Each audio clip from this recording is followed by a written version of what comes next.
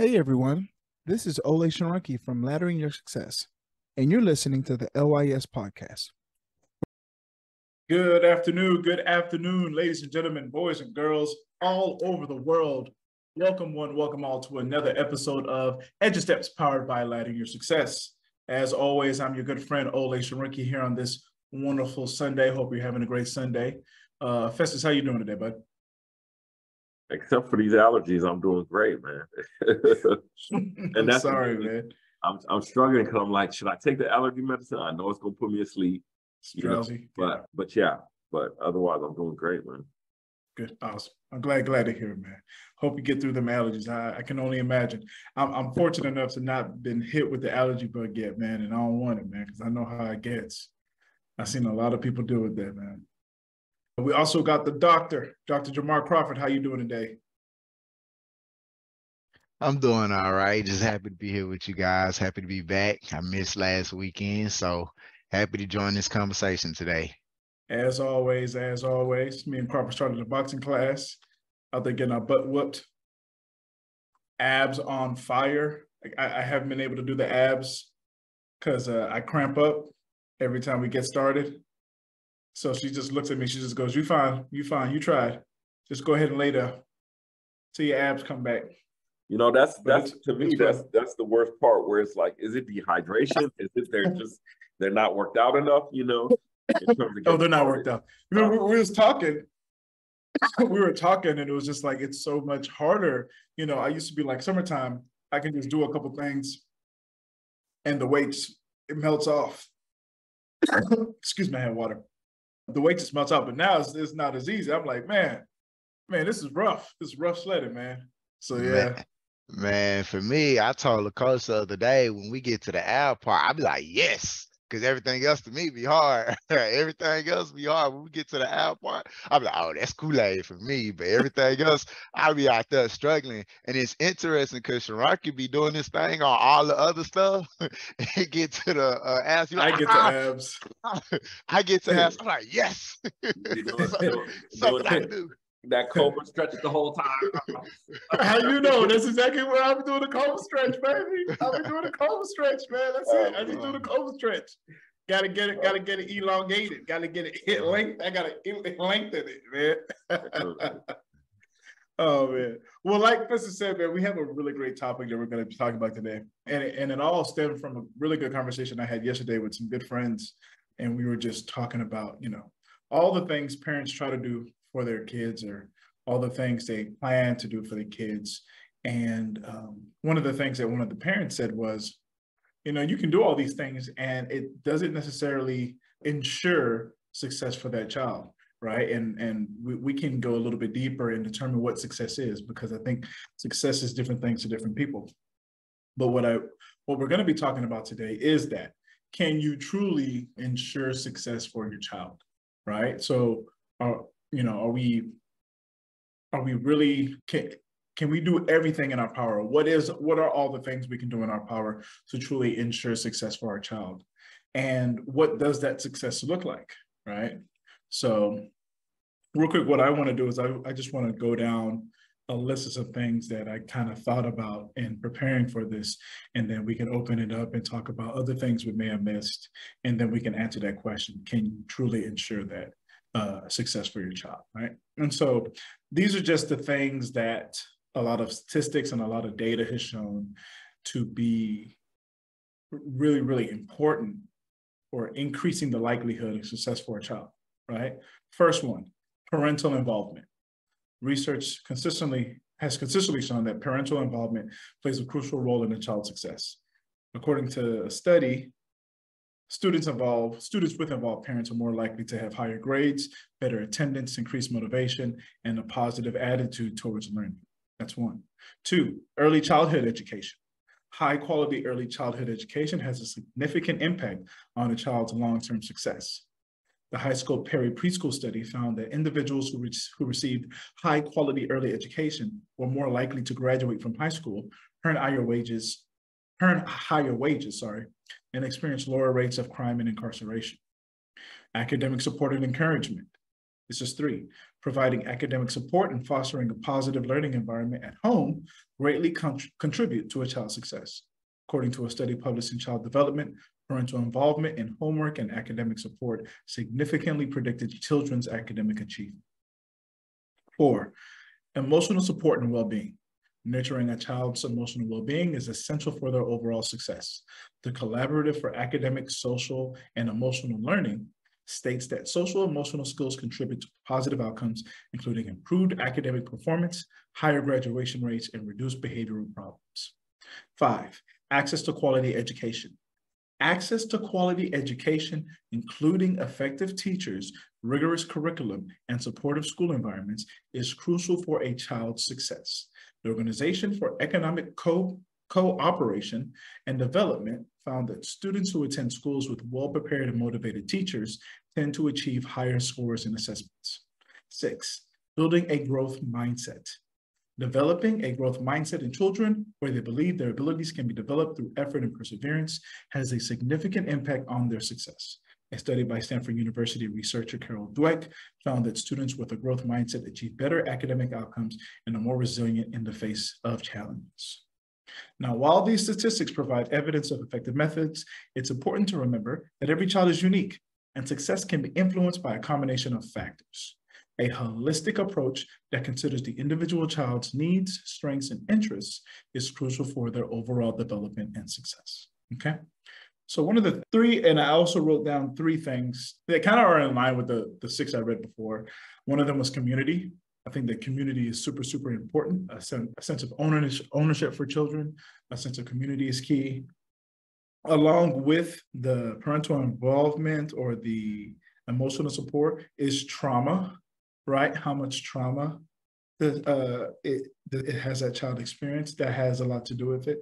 And lastly, transparency. How transparent are you with that child, depending on that child's needs? And so with that being said, I want to just turn it over to everyone here. If you do all of these things, right? Does this truly ensure success? Right? Yes or no? Do you feel that this truly ensures success? And what does that success look like? Because I think for every family, it's different things. And so I'll just open that question up to anyone. So see, I'm a big believer in scripture. And I think something that our entire society seems to have kind of almost dumbed down or negated is like personal desire. So like we talk about it in a way that personal desire is almost inescapable or like unmanageable, if that makes sense. And so the thing is, basically, a funny old school way of saying this would be the heart wants what the heart wants. You know what I mean? So like people go after what they want and what they desire, regardless of all of these guardrails or all of these pre-set up things. And so, you kind of wonder why, like the kid who grew up in the suburbs is acting hood, you know what I'm saying? And the kid who has every single advantage is like acting as if they have disadvantages or ungrateful or entitled to their advantages. Partially, it's like, okay, it's one thing if, you so isolate your children that they cannot see their advantages, you know what I mean? I was having this similar conversation with like our mentor couple from our church Friday, and they were talking about their daughter. And really successful Black couple. And, they're probably 20 years older than us, and it's so funny because personalities are kind of similar, you know what I mean? Mm. And so that's like an additionally funny part because like, it's like, I can almost tell anyway, let me, but it's so funny. So anyway, they were like, oh, their daughter was going to school.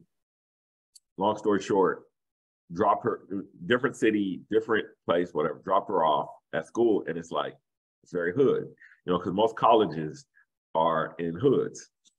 And so long story short, just kind of was like, a couple months later, like, hey, mom, dad, how you doing? just want to let you know you're a blessing to my life. Like the gunshots rang out night after night over here. You know what I mean? And so it's like that additional exposure was like, whoa, I don't live nothing like this. There's people who and so, but the thing is, because of the personal desire of that individual, they didn't acquiesce to that environment. And so this is kind of where I think it's like, you're either a product of your environment or you're a product of your choices. You know what I mean? And so it kind of goes, both ways like that. But I'll spin it over to Crawford, because I know he gonna put that medicinal, the doctor medicinal spin.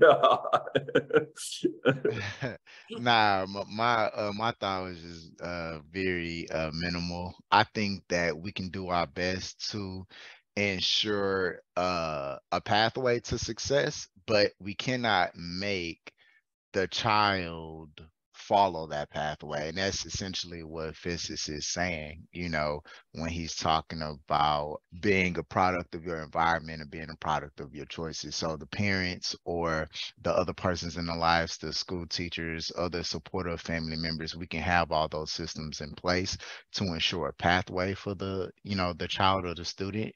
But at the end of the day, we can't make the child follow that pathway, So I think we can talk about ways how to healthily encourage or influence our children and students to make the best possible decisions that they feel are for them, according to what they might identify as their wants and what success means to them out of life. Because sometimes that might not align. What I feel like is success for my child may be different from what they feel. I feel like, and if we have those conversations and talk to our students or our children and see what it is that they want for life, and if they don't know it yet, then we can definitely kind of help them out, figure that out, but not force them to choose what we want them to do, because we can definitely lose them that way, even though we have this pathway set up for them. So, that's just my opinion on the matter. No, absolutely. Definitely. Definitely well said. Well said. Yeah, absolutely. So I guess my next question is something that I think parents would probably be quick to ask, which is, well, what does success mean? What does success look like? Because I think what parents deem to be success and what students who grow into adults deem to be success from the things that they learn from the environment that was created by their parents can sometimes be two different things. And I think a lot of times kids can take their idea that their parents were trying to implement in their lives and use it to create something very beautiful, in their, in the way they take in the world. And parents can be like, that's the dumbest thing I've ever heard about life. That has nothing to do with what I was telling you to do. This is what I was trying to tell you to do. But it's like, how to find that success. So I guess we could say that it must be one of those things that, like, as you get older, and that's why I said there has to be a certain level of transparency, where parents are kind of getting deeper into like what exactly that success looks like for their child, and vice versa, right?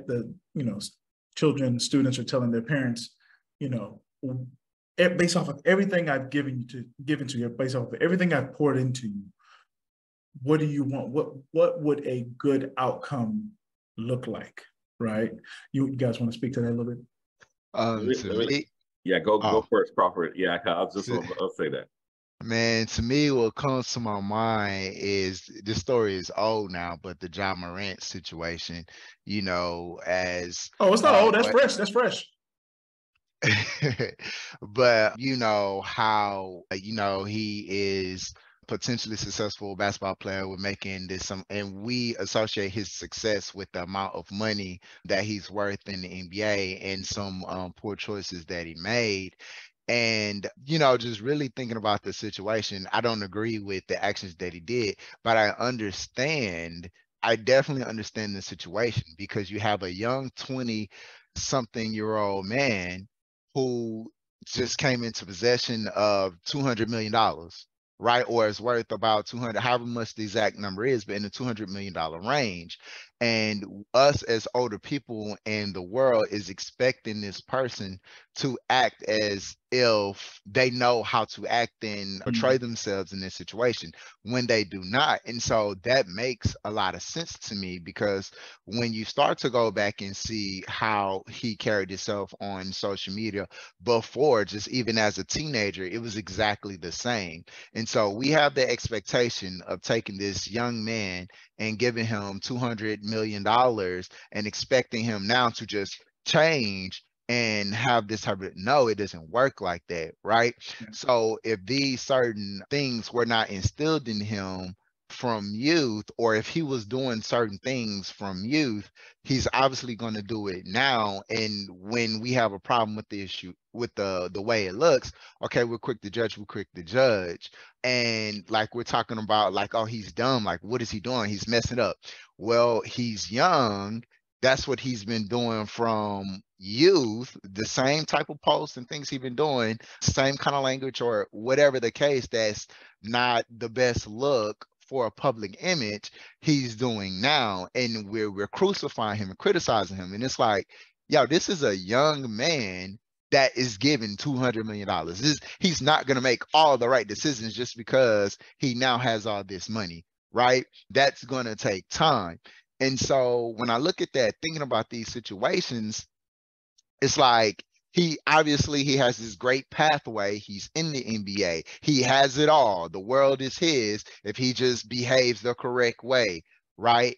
But again, it's just not going to happen like that. And that applies to just people that's not in sports, right? They can have parents who got them set up the correct way, this pathway. I'm a doctor, a medical doctor. Son, I got you, a daughter, I got you set up. All you got to do is follow this path.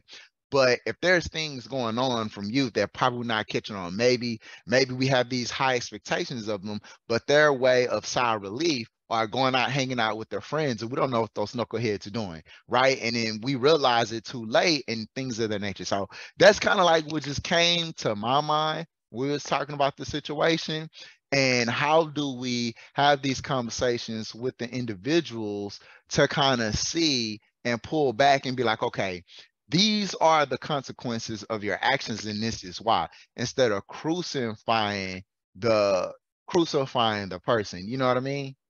Mm-hmm. Absolutely. Yeah.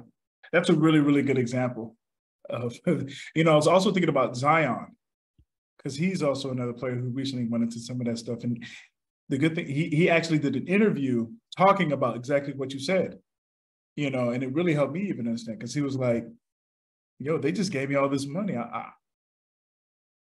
I spent 1 year at Duke, and I get to the league, and I have all this money. And then you want me to do a diet? I'm used to doing whatever, because one of the issues is he in shape? Is he a little out of shape and stuff like that? So right. So the resources is not going to equate to a person knowing what to do with the resources. There's a guy who grew up very well off with finances, and he ended up going to jail for life because he killed a police officer. And people look at that situation and like, why would he had a well-off family, had everything he would have wanted, but that doesn't mean, that's not necessary. Money, it's not going to equate to other needs of a child. And so he went elsewhere and made friends with people that are of the street lifestyle and got involved with that when if we look from the outside looking in, financially, everything was there. So we can't just pour resources at people and expect them to know how to make well-informed decisions, right? So I think those conversations are really important of, okay, this is what we got in place. Hey, LYS fam, it's Ole once again. These days, many families are busy, but want personalized attention. We at Laddering Your Success understand this dilemma and have created a unique approach to help guide you and your child with personal development tools to build a life of purpose. This intimate approach is helpful for those parents that feel the need to have a focused heart-to-heart conversation deciding on the next steps after high school. We provide individual post-secondary planning, virtual customized college and career counseling, and scholarship guidance and planning. Our one-on-one sessions are tailored to each individual student to maximize their potential in the post-secondary realm. With our guidance, your child will be able to make their dreams a reality. Don't wait. Simply go to lys.com/parents to get your copy today. Now let's get back to business on this podcast. Now let's talk about what it is that you're interested in, what it is that you need, so I can take my resources and align it with what you feel like you need or what you are personally identify with. Wonderful. Absolutely. Festus, I know you want to say something before you go on. I would be remiss if I did not introduce the ambassador emeritus, Escalabrin in high regard. Daniel Hill, how you doing? Good. Also, AKA the Black Don Juan of this man. Also, AKA Himothy. I did not forget Himothy. Walking at a tall 5'6". At 5'7" with Tim's on, baby. You know how we do. With the cockroach stompers. Yeah. Go ahead, Festus. I know you say something. No, it's really interesting. I was going to say what's up as well. Yeah, man. I was gonna elaborate. You know, the doctor came in and slam dunked it, but you know, it's something that you always say, Ole, is that your parents are your closest ancestor. You know, and so the thing is, to me, oftentimes people don't know that ancestry journey. So since you don't know from whence you came, you're not going to know where you're going. You know what I mean? Or what to do next, because life to me comes down to a series of narratives, right? It's what is told to us, what we believe ourselves about ourselves, and the way we live our lives is a reflection of the narrative we're given into the world, right? It's like what we believe ourselves is that narrative. And so I think oftentimes, for one reason or another, whether it's parents don't quite know how to tell their children all that they've gone through, or sometimes they overemphasize it. Oh, you know what I have done just for you, you know, and then the kid starts feeling guilty, and it's like, okay, you told me how you walk through the streets and with no shoes on in snow for so long, just for me, you know, to get this opportunity, you know. And I think it's kind of one of those things that it's funny and it's interesting how we're just challenged in that way as human beings. And I think to that point about like kind of the John Morant Zion issue is like, oftentimes we think money or excuse me, bless you. Or academia is a direct equivalent to actual intelligence or actual wisdom, right? Because you could know a lot of information and be presented a lot of information, but you know, it's what you do with what you know. And that's why, you know, we always focus on being, knowing, doing, being, character, values, principles, right? A lot of people, they don't know their own personal character. You know what I mean? They really don't know it. They're just acting on impulse, right? You know, they're not even really thinking things through. That's why somebody could have 200 million, but guess what? If or let me say access to 200 million, because I don't think they paid them all that money up front. But the thing is, you know, if I have access to this thing, but I really don't know what I'm doing, right? Then over time, it's just going to break down. Values, you know, he has different values. So the thing is, you know, he's displaying what he values. So eventually what's going to happen is what the team values is going to, if that doesn't trump your values or there's not alignment there, there's going to be a parting of ways. Same thing with what the league values. There's going to be a parting of ways. Like, this is just the reality of life, right? And then again, just to what Dr. Crawford said, it's, you know, what resources are available, how do you use them? So I know a lot of these teams have counselors. A lot of these teams have resources, but sometimes it's just plugging into, yo, this is the number that you call to get the counselor, or this is the, you know what I'm saying? Because I know a lot of the teams too, they have like rookie symposiums, rookie camps, rookie workshops to like, yo, but then what happens when you're in year two? Do you remember that thing that they told you when you signed that contract a year ago? You know what I'm saying? And so there's all these different aspects, I think, that come into play.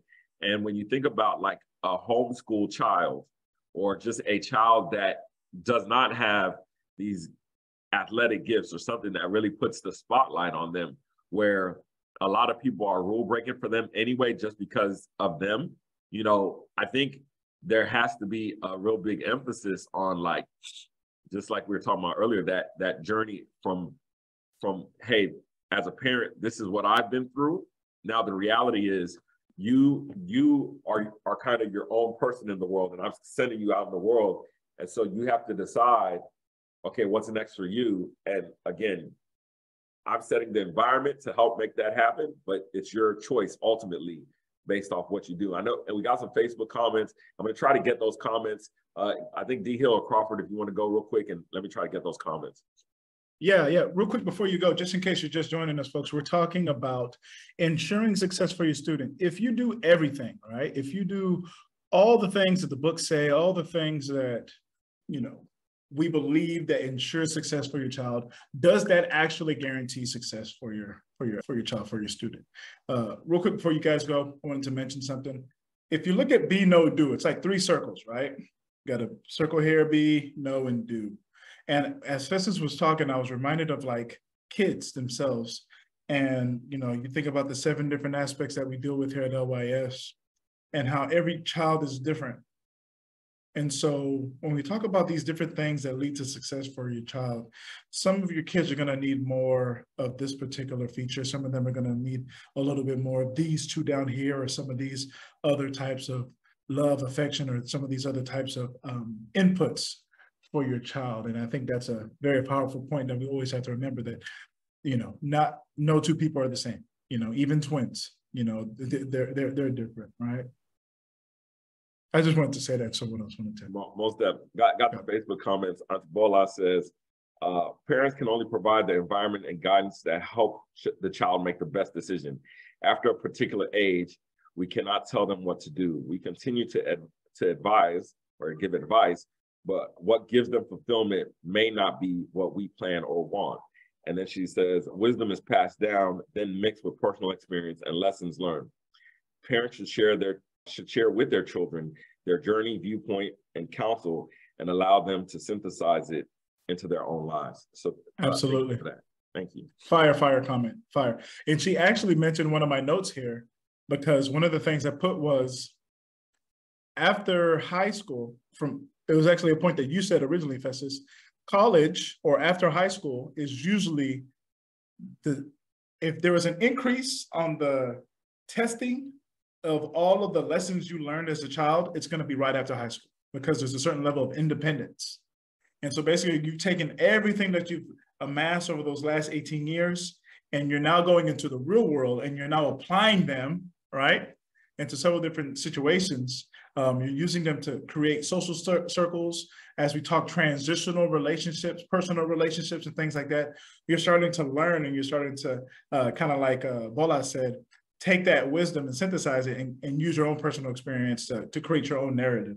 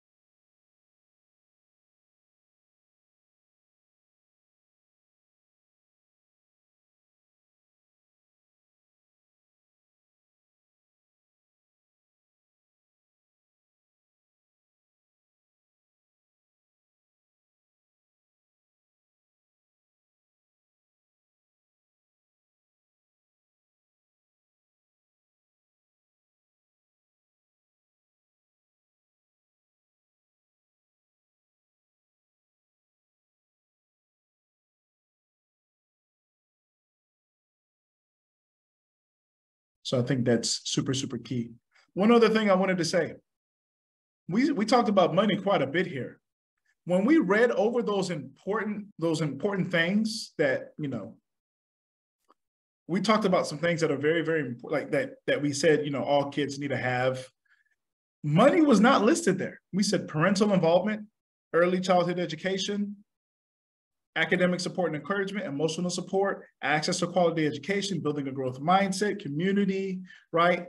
How much trauma. Now, of course, some of those things do cost money because, you know, I said what spawned this idea for today's topic was a conversation I had with a good friend who was talking about the daycare, the early childhood center that he was at and how much he was spending on it, which definitely leads to that, right? Festus, you know, right? You got 2 of your own, you know, paying for that stuff. We didn't talk about money, but it is necessary, right?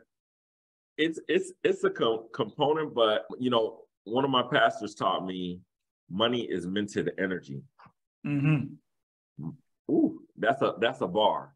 Money is minted energy. Shout out to Pastor Tibbs, right? Yeah. And so when you think about that, all money is your value or your perceived value or derived value that is then culminated into one space. Now, in the book LYS, we talk about it as margin, right? So the more value you provide, the more if you know how to properly price, the more margin you then get, right? And so oftentimes, you know, when it comes to like kids, their well-being, sometimes the wisdom that you think, oh man, I put you in a good school, so these people must be smart, right? They could just be educated idiots. What's an educated idiot? A person who is academically educated, but denies truth, right? And you're like, man, Festus, you're going off the hook here. Why? Because the scripture says that the fear of God is the beginning of knowledge, right? The fear of God is the beginning of knowledge. So a person can know things and have no fear, therefore they actually have no knowledge. That's crazy, right? Because, and how do we see this manifested? We see this manifested where there are people who, for example, they hold high positions, and yet they still do crack, right? You know what I mean? They still do cocaine. And so you could go just Google search these drug parties that happen. And when they happen in the Soho neighborhoods and the high-end neighborhoods, right, they call it a party gone awry, where they had favors. But when it happens in the hood, they're like these crackheads and drug addicts. Or there's a story happening right now about crack found in the White House. And now they're saying, oop, all of a sudden, we don't know how it got there. So it just magically appeared. It's funny how they say, you know, the universe could not be made from God. You know, something appeared from nowhere with no action. That's how this crack got into the White House, right? It's like, look, that's like an African dad. So it just appeared. It just came from nowhere. Exactly. It just landed in the White House. And all the correlations of like videos of a particular person smoking crack, right, has no bearing on how the crack got into the White House. You know what I'm saying? Like, it's just like, oh, no, hey, you know how you learned about drawing inferences and all of those? It all gets suspended. It all gets suspended when it's certain people. You see what I'm saying? Educated idiots.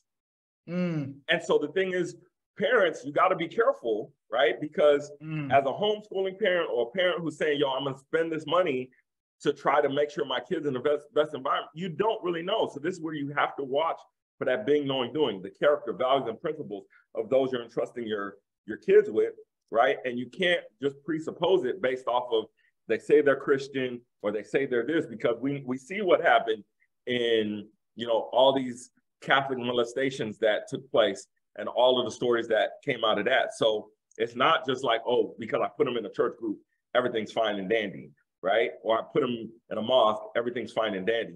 You still have to do the work, right? Of, again, yeah, I'm putting you in the proper environment, but then I'm also still analyzing the people and I'm nudging you. Oh, you know what? It looks like that person's a good person to hang out with. Yeah, you should spend a little bit more time with them. Don't spend time with them, right? Because unfortunately, there's a correlation between things like molestation and access, right? And so the thing is, you know, if they have access to your kids and they come off trustworthy and all these other things, you know, you still have to be mindful for all of those different types of things as a parent. So I'm gonna end with that. I definitely want to hear from D Hill. He came on. First of all, fake news. There was no drugs in the White House. The misinformation is real. That's that. What's that? That's that Fox News mess. It's lies.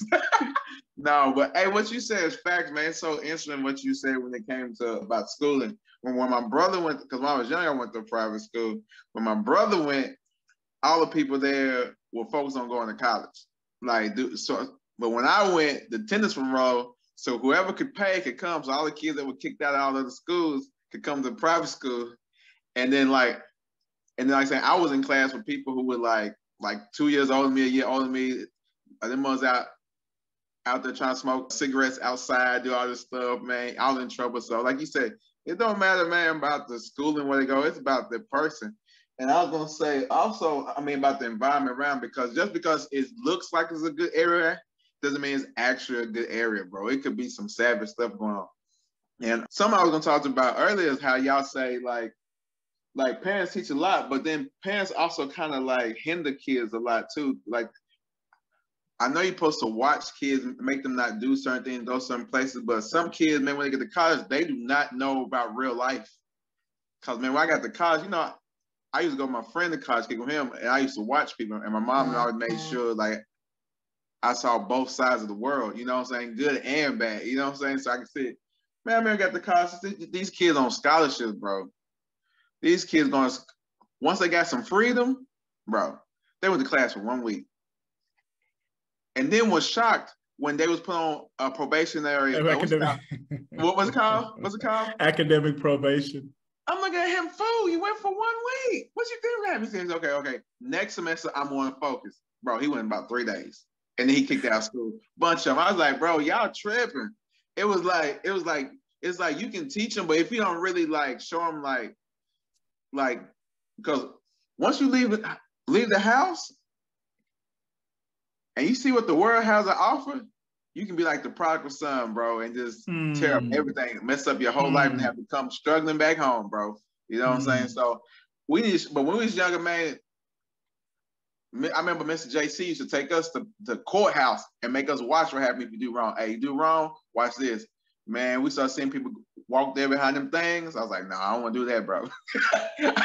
I don't want to go to jail. You see them handcuffs. Man, I did a bunch of stupid stuff, but I had limits. So we need to not only show kids just the academic, we need to show what happens. Like, hey, it's some chicks and some dudes out there who grimy and will get you. So we gotta show them more than just the academics. We need to show them everything. Absolutely. And once again, fake news. Listen, G, so we had some comments up there. Yes. Again, I said more than money itself. What is important is your attitude to money. This is something we should teach our kids. One principle we raised our children on is this: don't eat everything you kill. Ooh. Live beneath your means. So whether you have much or little, they've learned to recognize that money should not be the measure of their worth. And then also some of the bad habits they pick up maybe from church kids, parents must still be attentive. You know, that's powerful. Because we talked about community, and a lot of us, you know, I think I learned this from Festus, at least in the Black community, the two largest sources of community come from the church and from Divine Nine, like for fraternities and sororities. And one of the things that I mentioned when I was talking to some friends is, how accountable are we to each other? You know, and I think we must have talked about this, how much we now these days fear confrontation. It's so funny how we fear confrontation when I think, so if you really follow us, one of the things that you'll hear us talk about is we'll talk about these laws. And these are like natural laws. in the world we live in today, something that is inevitable, something that will happen is conflict. You're going to have conflict. You know, literally, when you shake someone's hand, that's conflict. You think when you touch someone's hand, you're shaking the hand. It's literally the repelling of atoms in the hands. That's what you're actually feeling when you shake someone's hands. Conflict is inevitable, and yet at this time we have such a fear of it, especially when it comes to holding each other accountable when we're doing something that isn't necessarily aligned with a certain set of values or principles that there's a certain level of agreement on. And I think we have to be able to do that. We have to be able to open our mouths. Is it going to be easy? No. Will some people not be able to handle it? No. But I don't think it's for us to say, oh, well, I don't want to upset anyone. You know, I think we have to kind of take that control and say, hey, this is wrong, and this is how, you know, me and my family want to do these things. If I'm going to be around you, I have to let you know. You can make the decision on whether or not you don't want to hang around me, but I have to at least let that be known. And I think that's powerful. One of the teachers at the school, he's been on here with us. We had a meeting. I think I was the youngest person there. And one of the gentlemen there was talking about wanting to go out to more young African-American boys and just tell them whenever they see their pants hanging down to pull their pants up and to educate them about it. And as soon as he said that, he was like, I don't want to do it because I don't want to get hit. And I stood up and I said, no, some of us are going to get hit. Some of us are going to get hit. And there's, you know, usually whenever there's a big movement like that, there are some people who sacrifice, right? But I said, hopefully if we can maneuver ourselves in a way to where, all right, instead of you going one-on-one, maybe if a group of 4 go out, right, and say, hey, let's educate you. He ain't gonna hit all of us. You know what I mean? And believe it or not, we come up with these negative reactions in our mind. A lot of times we create this fear in our mind when in reality, that person is probably waiting for that group of 4 to come up to them and say, you know, hey, young brother, you know, this is what this is. This is what this is, you know. So I think accountability is super, super huge, especially in the terms of community and what we talk about here. I don't know about randomly walking up to people saying, pull your pants up. I mean, you asking to get punched in that case, but I think it's how you do it. Yeah.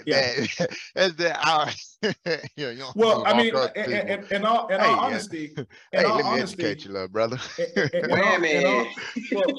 all honesty, I think it's, I know it's like, oh, we probably shouldn't do that, but I do think that that's actually one of our biggest issues.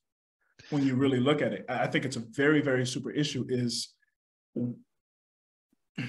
I could be wrong. I used to feel like that was not the case when I was younger.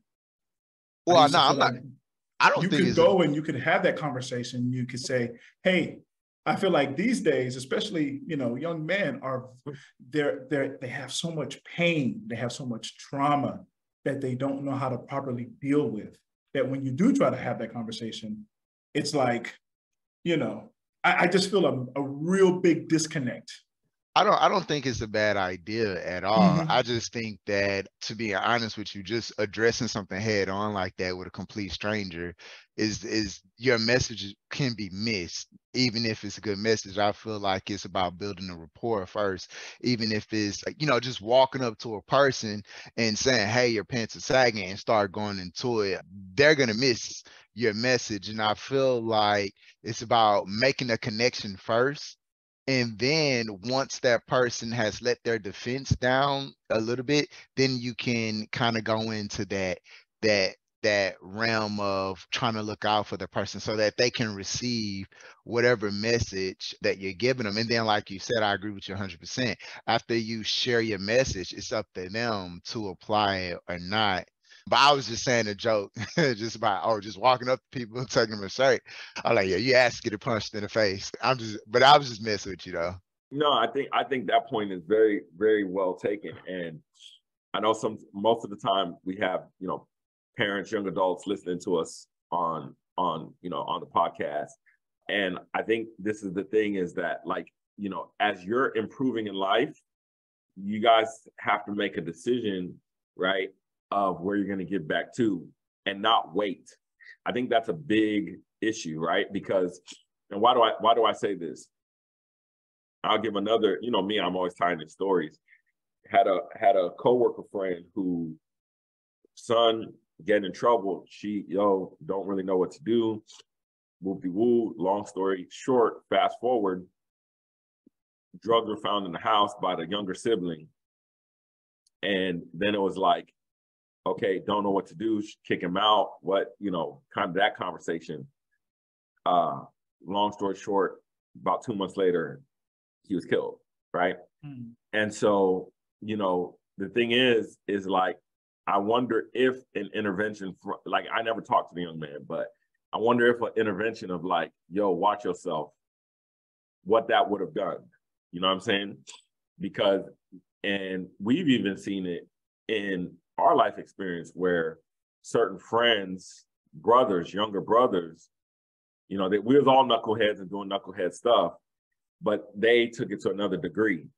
And, sometimes maybe we didn't feel that place is like, nah, that's just his brother. He gonna talk to him, where we should have been like, let's leverage the bit of relationship we do have, because that person out there might not, because of fear of getting punched in the face, they might not say nothing.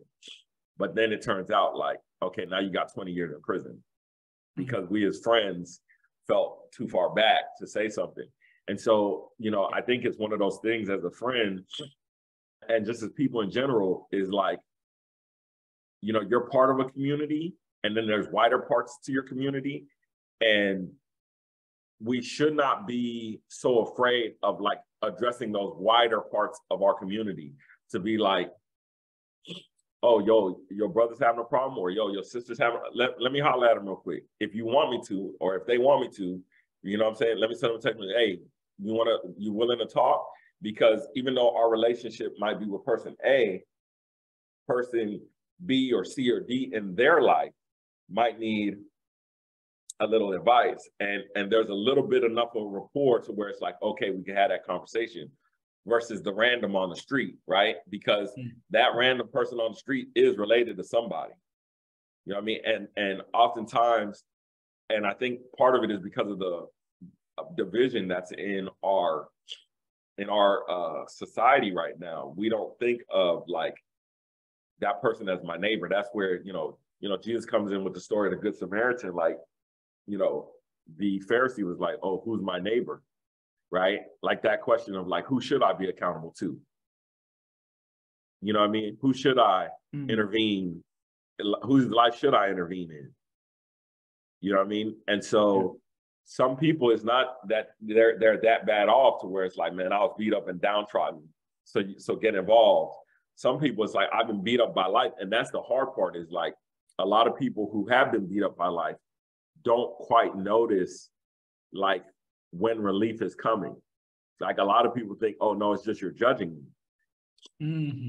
You know what I mean? Yeah. And sometimes that's not the case. I was listening to this thing where Tony Robbins was talking about how when he was younger, somebody had bought food for them for Thanksgiving and was dropping it off at their house. And his stepdad was arguing with the person about taking the food, like literally slamming the door on the person. And it was primarily because of their pride. When somebody had noticed, like, you don't have, just at least enjoy Thanksgiving. You know what I'm saying? But there's that pride that resists, quote unquote, judgment. And so I want to encourage you all by saying this. There's two parts to judgment: examination and consequence.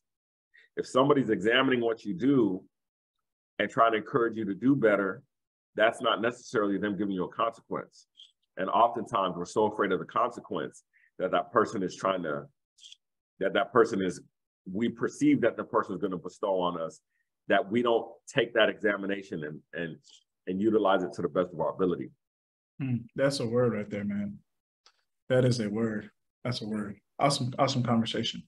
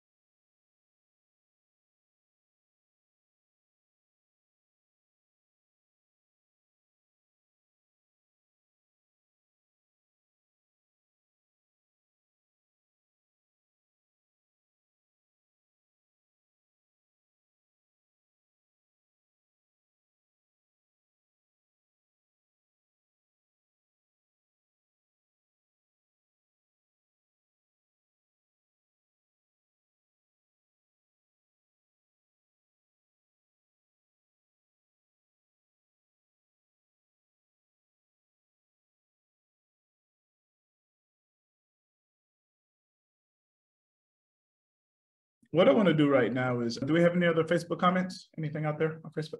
No? Okay.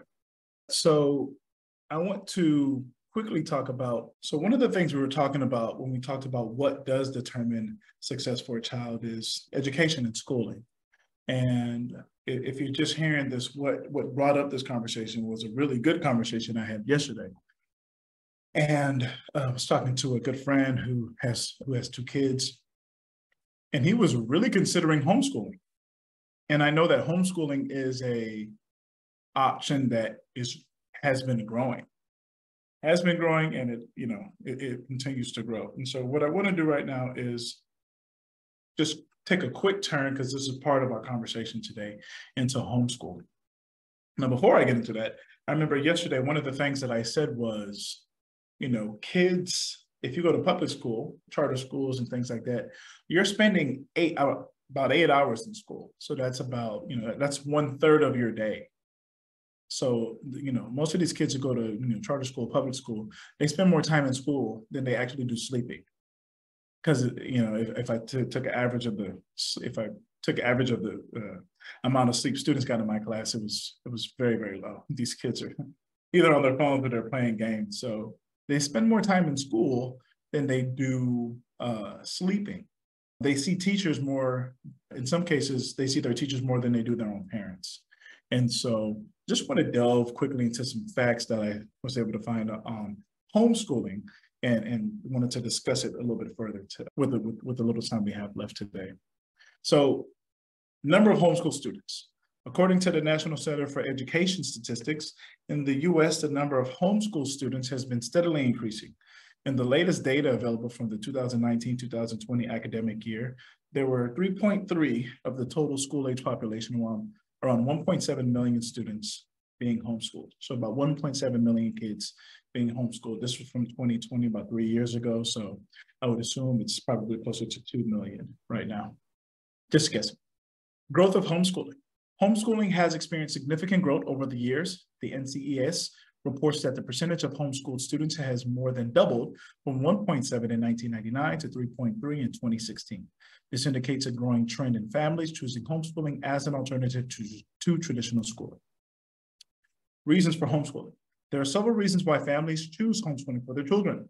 The National Household Education Surveys program, conducted by the NCES, found that the most common reasons cited by parents for homeschooling include concerns about the school environment, including safety and negative peer pressure, dissatisfaction with academic instruction in traditional schools, and the desire to provide religious or moral instruction.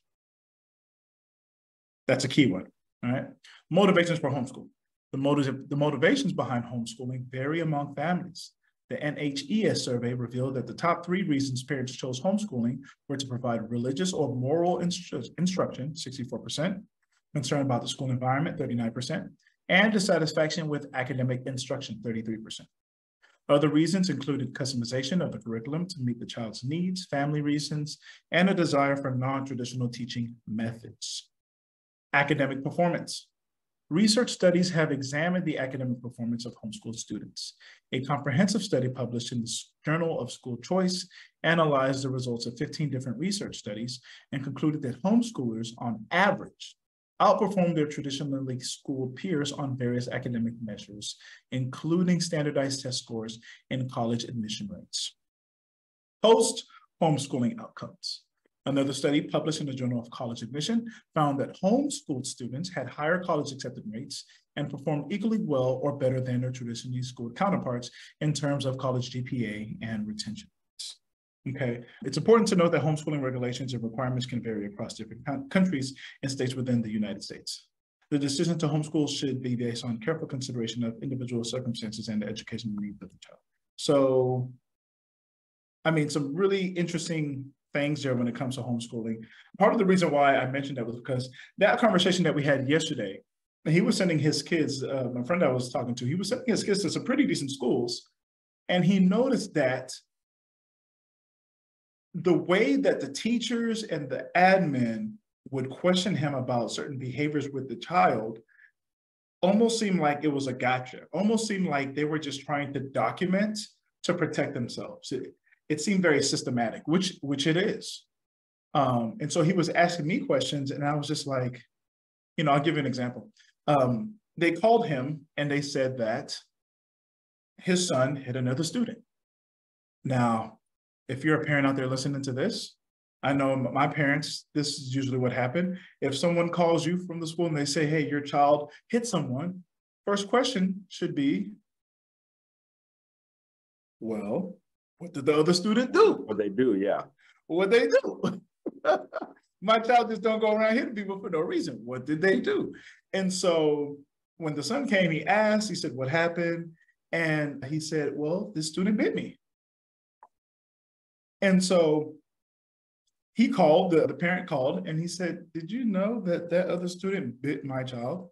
Now, of course, I'm not in favor of violence, but if y'all don't deal with that, the next time, if that child bites my child again, I'll give that child full permission to do that, right? And so I say all that to say, we're laddering your success. We're ed tech startup. We're an ed tech company, and one of the heart of what we've done is we've created a lesson planning app, right, which has personal development, purpose-driven information embedded inside of those lesson plans. And one of the questions that I thought about was some of the questions I said, what are the factors driving the growth of homeschooling, besides the one that we kind of just talked about? And how can homeschooling be a viable alternative to traditional schooling, right? So I want to talk a little bit more about the factors that are driving this homeschool movement that's going on right now, because you've got parents in public schools, parents in private schools, parents in charter schools who are saying it's the same pretty much no matter where you go. I think the best thing to do is to just get the child out and just have us teach our kid. So let's talk a little bit more about that. What's driving this? And how can this really be a real alternative to traditional schooling? Can you actually make this happen? Man, I I have some thoughts on that might go against that, but I'm just being honest from the perspective of a teacher. I am a public school teacher. I'm not saying one is better than the other or anything like that, but talking about homeschool, my concern with homeschool is the actual quality of education. I heard the benefits when you poured out the stats as far as academic achievement scores, college exceptions, and things of that. Anyone can be taught how to take a test. But my only concern would be the actual knowledge part that the child is receiving, because the reason, and I'm saying this for a reason. The reason I say that is because one of my gifts is the ability to take something and explain it and break it down in a way that someone else could possibly receive it when I get in the zone or whatever. That's believe it or not, that's a gift.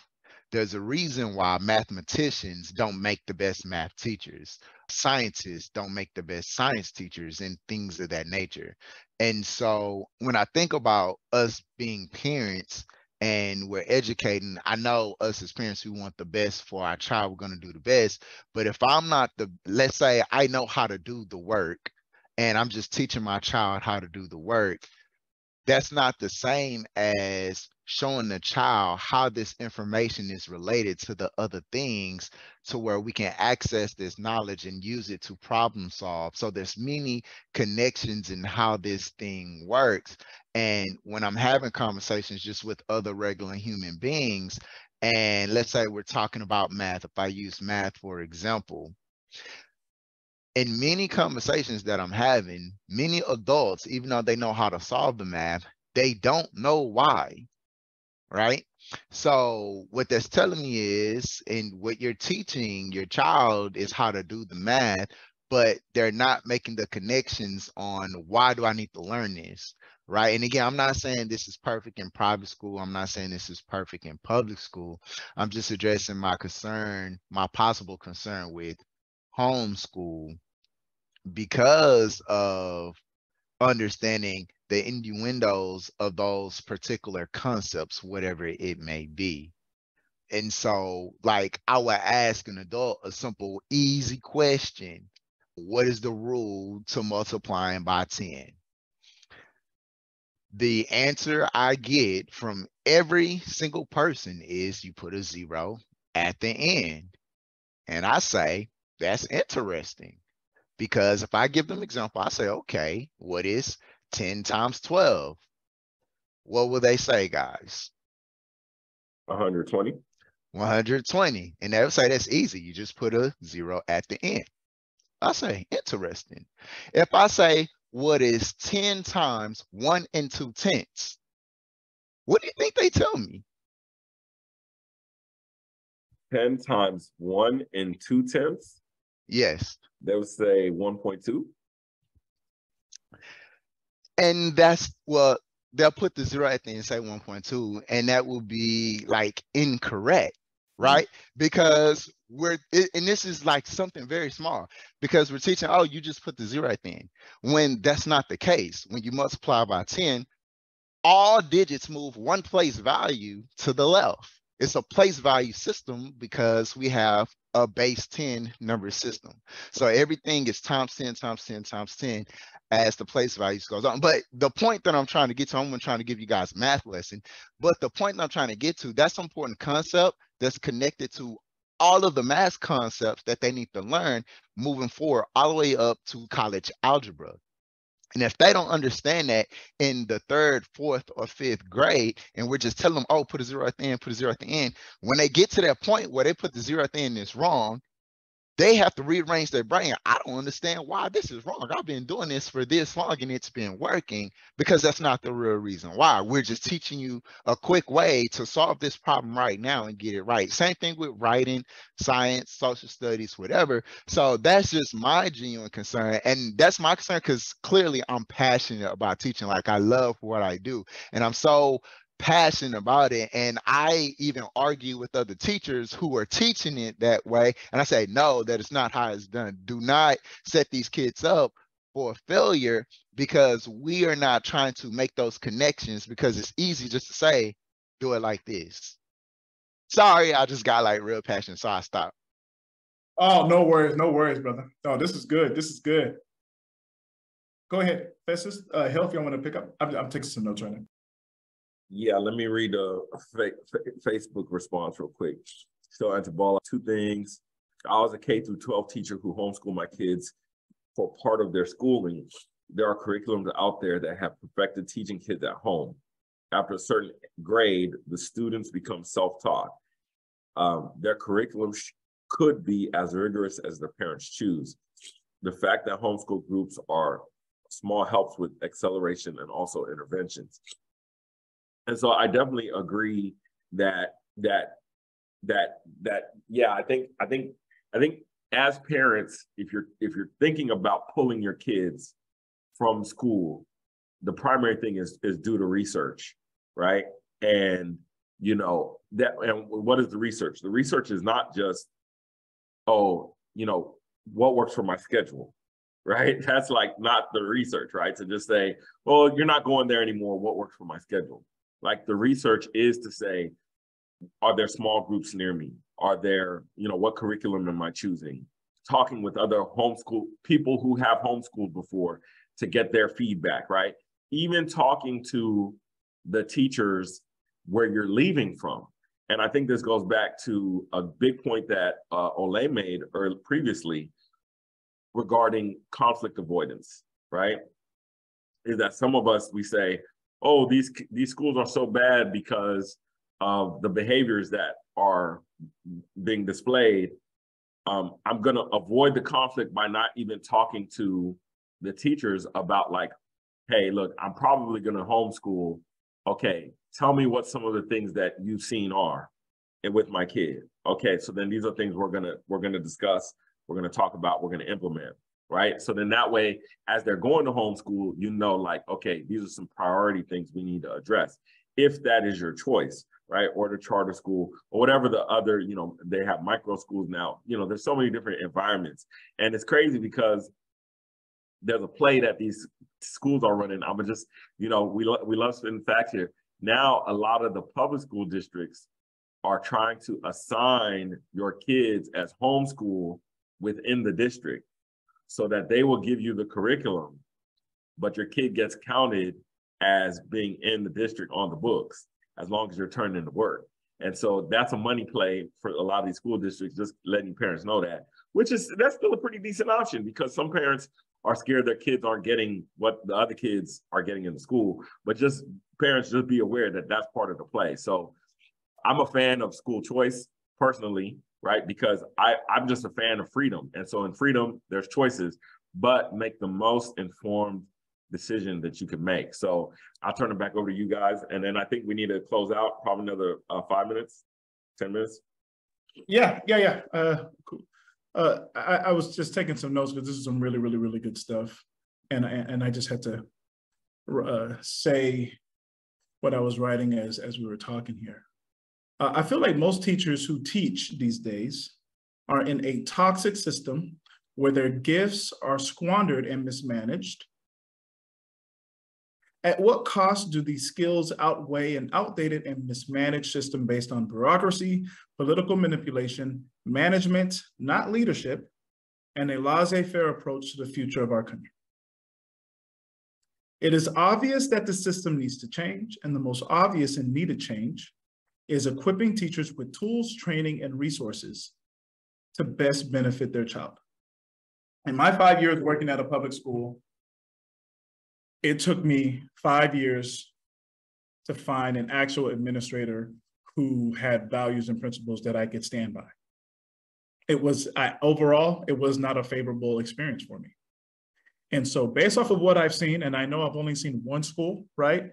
And I know that there are thousands and thousands of schools, but in that one school that I've seen, I know that there are so many that are on par, and I know there are so many that are below. And based off of what I've seen, I, in good faith, cannot tell parents to just walk their kids into any public school with a smile on their face. I think parents have got to be super, super educated in regards to what's going on in school districts. Just like Festus said, just like Crawford said, there are so many different things that are changing in education that teachers don't know. So if the teachers don't know it, how much less do the parents who are just, dropping their kids off know? And in this hustle and bustle world, where if we're truly honest, parents just don't have the time to sit there and read like HB Bill 45, that bill, and how it truly affects them. I really think that parents and teachers really need to partner together to really make sure that their common interests, the students, are really, their best interests are being looked after. Now, of course, I don't know everything, clearly. I don't know everything about this. I'm just so passionate about what happens to these young kids from an early stage. And I've seen how a lot of times this system can just be used to write a kid off. And a lot of times this kid that's been written off just needed a certain type of, something different, right? And I still think that we have this system where we treat our kids like they're a number instead of the person that they are. And I get it, right? Because it's data and there's benefits to all this stuff, right? Data and all these things, it's all good and great. But, just like Crawford said, there's something about having a relationship with a student. And part of the reason why I had to leave the classroom is because I could not, in good faith, create a relationship, create the environment that I thought would be best for my students.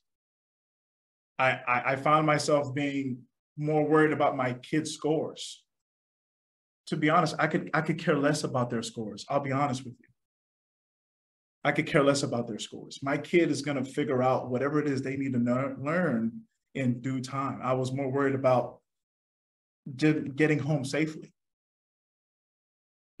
There's just so many things that teachers deal with on a day-to-day basis, and we get thrown with these things that are told to us that need to be of great importance. and our voice is so minimized, and we're just pushed down, and it really pisses me off. It's truly, it really, really pisses me off. And if parents feel that same, if they have that same concern, if they feel that same way, I can't get mad at parents who wanted to put their kids in homeschool. I can't in good faith. I can't do it. Not until I see a true change. Not until I see accountability. Can't do it. Not gonna do it. Not gonna do it.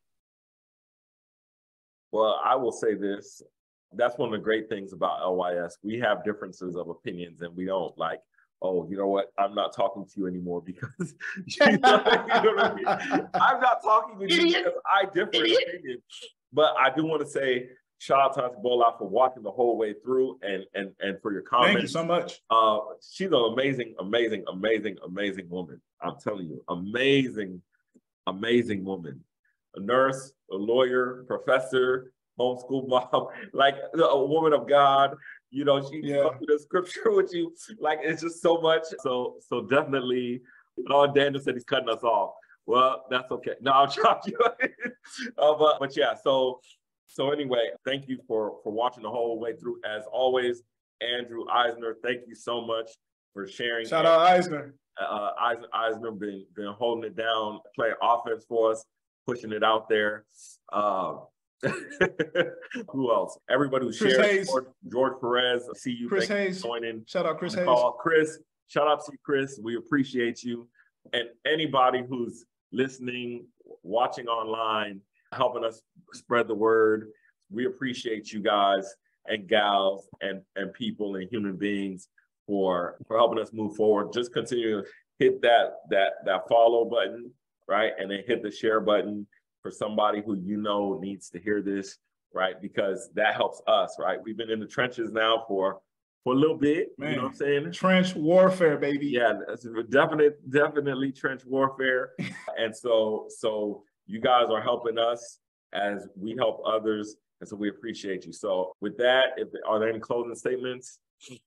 All right. So listen, there are legitimate excuses for not going to college. There's no legitimate excuse for not getting an education. I am Festus Samoye.